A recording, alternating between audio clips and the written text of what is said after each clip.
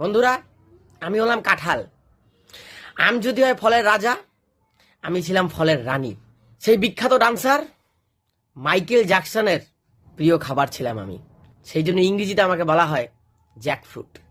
আগে একটা সময় ছিল যখন মানুষজন উপর দিকে তাকিয়ে থাকতো যে আমি কখন পাকবো, তাই সবাই বলতো গাছে কাঁঠাল গোফে তেল।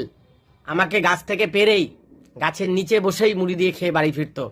আর আজকালকার দিনের ছেলেমেয়েরা আমার গন্ধই নাকি সহ্য করতে পারে না, আমার দিকে তাকিয়েও দেখে না, খুব কষ্ট লাগে। কেন? আগে একটা সময় ছিল যে আমার গন্ধে চারপাশ মোমো করতো, এখন আর করে না, কারণ আমাকে লোকজন পাকতেই দেয় না।